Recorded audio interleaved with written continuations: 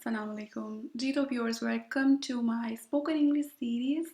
जैसा कि आप जानते हैं कि हम लोग प्रेजेंट टेंस कवर कर रहे थे और प्रेजेंट टेंस के पहले 3 जो मेजर पार्ट है टेंसेस के वो हमने कवर कर लिए हुए हैं।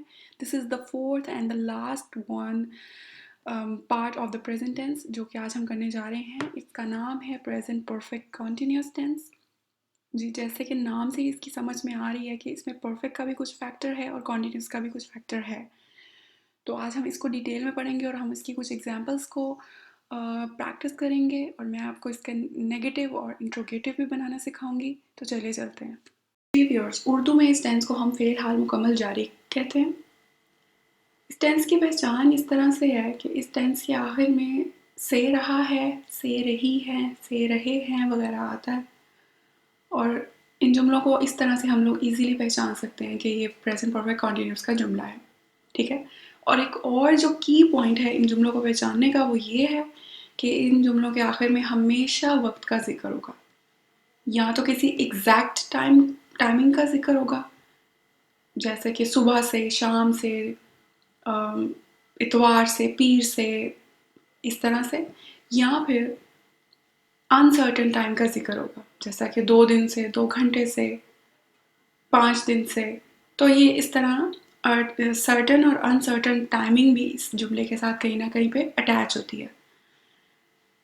हेल्पिंग वर्ब की बात करें तो हेल्पिंग वर्ब इसके हैव बीन और हैज बीन है और वर्ब के फर्स्ट फॉर्म के साथ हम लोग आईएनजी का इजाफा करते हैं। तो आप जैसे देख सकते हैं कि प्रेजेंट परफेक्ट कॉन्टिन्यूस टेंस में कुछ फैक्टर परफेक्ट का भी आ रहा है और कुछ फैक्टर कॉन्टिन्यूस का भी आ रहा है। तो ये एक तरह से दोनों टेंसेस का एक कॉम्बिनेशन है। ठीक है। और जो मैंने आपको बताया कि सर्टन और अनसर्टन टाइम के लिए हम सिंस या फॉर का यूज़ करेंगे। अगर तो आपको टाइम एग्जैक्ट पता है कि कौन से दिन से या कौन से घंटे से बात जिसके बारे में हो रही है तो हम लोग सिंस यूज़ करेंगे। और अगर हमें नहीं पता है कि कितने टाइम की बात हो रही है, जैसे कि वो 2 घंटे से रो रही है तो हमें नहीं पता कि कौन से 2 घंटे से वो रो रही है, तो अब इसके लिए हम लोग फॉर का इस्तेमाल करेंगे। के बाद अब हम आए हैं इसकी सेंटेंस फॉर्मेशन और फॉर्मूला की तरफ, जो कि बहुत इंपॉर्टेंट चीज़ है। जैसे कि हम जानते हैं कि इंग्लिश सेंटेंस की सबसे मेन चीज़ है 3 element, subject, verb and object. ये 3 चीज़ें हैं और ये इसी सीक्वेंस में होती हैं। इंग्लिश सेंटेंस का जो डायरेक्ट सेंटेंस है, जो एक्टिव सेंटेंस है, उसमें यही सीक्वेंस आपको देखने को मिलेगा। लेकिन सिर्फ चेंज आता है इनके ये हेल्पिंग वर्ब के हवाले से या कुछ एडिशंस जो सेंटेंस के, हर सेंटेंस की अपनी कुछ स्पेसिफिकेशंस हैं उसके हवाले से वो कुछ एडिशंस होती हैं। अदरवाइज सेंटेंस का स्ट्रक्चर एग्जैक्ट यही फॉलो होता है हर जगह। तो इस तरह अब हम लोग इसकी एक एग्जांपल कर लेते हैं। जैसे वो सुबह से फुटबॉल खेल रहा है।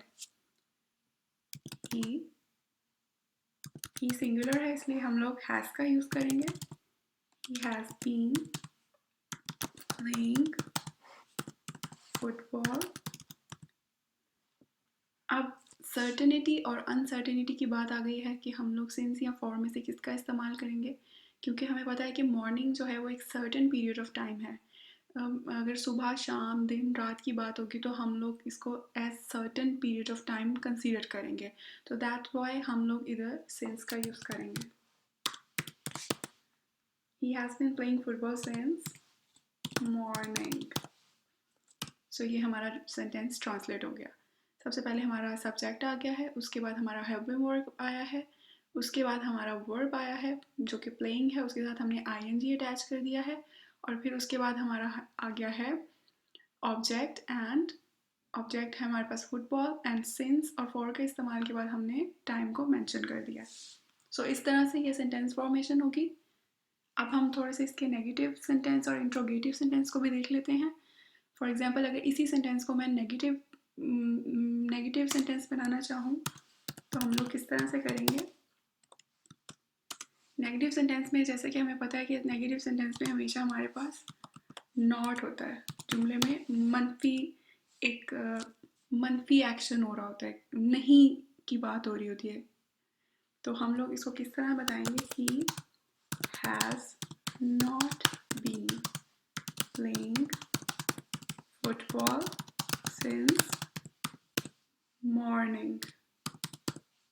ओके, तो आपने देखा कि सिंपल हमने जस्ट इसमें हेल्पिंग वर्ब के दरमियान में हमने नॉट लगा देना, तो ये हमारा हो जाएगा नेगेटिव सेंटेंस। और इसी तरह अगर हम लोग इसका इंट्रोगेटिव बनाना चाहें तो इसके इंट्रोगेटिव में हमें सिंपल एक ही चीज़ को चेंज करना है, हमें कुछ ज़्यादा चीज़ नहीं छेड़नी इस टेंसेस में। हमें क्या करना है, हमें जस्ट नॉट हटाना है। जैसे कि दोबारा से यही सेंटेंस आप देख सकते हैं बन गया। अब हमें क्या करना है, जैसे मैंने आपको पहले भी हमने डिस्कस किया हुआ कि इंट्रोगेटिव बनाने के लिए हम लोग हेल्पिंग वर्ब को सेंटेंस के बिल्कुल शुरू में ले आते हैं, तो यहाँ पर भी हम सेम ऐसे ही करेंगे। लेकिन अब क्वेश्चन ये है कि यहाँ पर दो हेल्पिंग वर्ब है, हेल्पिंग वर्ब के दो पार्ट्स हैं, अब इसमें से कौन सा यहाँ रहेगा और कौन सा स्टार्ट में जाएगा ये हमें डिसाइड करना है। तो ऑब्वियसली हैज़ जो है वो सेंटेंस के स्टार्ट में आ जाएगा। Has he been playing football since morning. तो ये हमारा हो गया इंट्रोगेटिव सेंटेंस। इंट्रोगेटिव सेंटेंस बनाने के लिए हमें जस्ट यही करना है। और अगर हम लोग WH सेंटेंस की बात करें कि कुछ ऐसे सेंटेंसेस, जैसे मैंने पहले भी आपको बताया हुआ कि WH सेंटेंसेस कुछ ऐसे सेंटेंसेस होते हैं जिसमें कहाँ, कब, क्यों यानी कि WH वर्ड्स का इस्तेमाल होता है। तो अगर कुछ इस तरह का सेंटेंस हो कि जैसे वो सुबह से फुटबॉल कहाँ खेल रहा है, या वो कहाँ सुबह से फुटबॉल खेल रहा है, यानी कि जहाँ पर वेयर, व्हेन या वाई की वेयर, व्हेन या वाई का फैक्टर आ जाए तो उसमें हम लोग क्या करते हैं कि सबसे पहले हम WH वर्ड्स को ले आते हैं सेंटेंस के शुरू में। हेल्पिंग वर्ब से भी पहले हमारा WH वर्ड आ जाएगा, जैसे कि where has he been playing football since morning. तो इस तरह से इसका सीक्वेंस रहेगा। WH वर्ड हमारा सबसे पहले आएगा, लेकिन बाकी जो सेंटेंस का स्ट्रक्चर है, जो सेंटेंस का सीक्वेंस है, वो एज इट इज़ आएगा। उसके बाद ही हमारा हेल्पिंग वर्ब आएगा, जो कि हमने इंट्रोगेटिव होने की वजह से शुरू में लेके आए थे। उसके बाद हमारा सब्जेक्ट आएगा, और जो बाकी हेल्पिंग वर्ब है वो आएगा।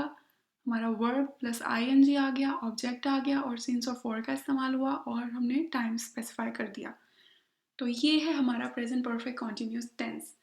आप इसको ज़रूर प्रैक्टिस कीजिएगा। डिस्क्रिप्शन बॉक्स में मैं आपको इसकी एग्जांपल्स दे रही हूँ ताकि आपके लिए इजी हो इसको प्रैक्टिस करना। बहुत ही सिंपल से एग्जांपल्स हैं, और मुझे उम्मीद है कि ये वीडियो देखने के बाद आपके लिए बहुत ईजी होगा उनको प्रैक्टिस करना। अपना बहुत सारा ख्याल रखिएगा। अल्लाह हाफिज़।